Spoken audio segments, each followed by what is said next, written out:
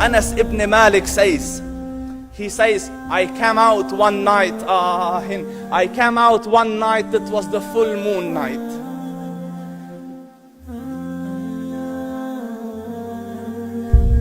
And I looked at the moon, and in the desert, understand, the moon is an awesome sight.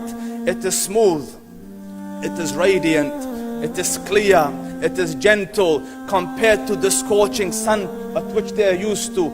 So the moon was the epitome of beauty. So he says, I came out at a full moon night and I looked at the moon and I saw it beautiful, handsome. So I said, let me go see if the moon is more handsome or my Prophet is more handsome. Let me see if that is more beautiful or the Prophet is more beautiful. So I went and I saw him standing afar.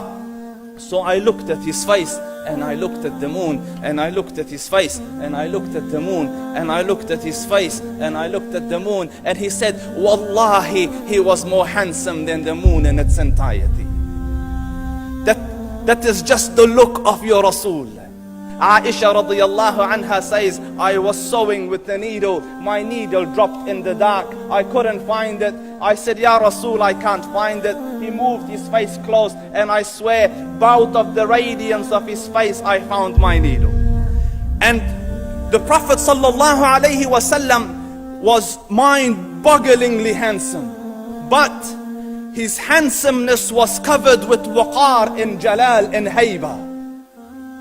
The Sahaba say, when we used to sit at his feet, two feelings conflicting would come on the heart. The first one, you wanted to look at him. You wanted to behold the majesty of his face.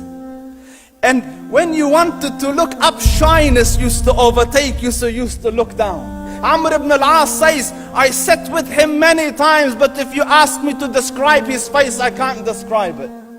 I wouldn't be able to look up to him ijlalan wa ta'zeeman. I couldn't look up at him. And that is why he didn't have the problems that Yusuf alayhi salam had. Because it was difficult to penetrate the awe and the splendor of the Rasul.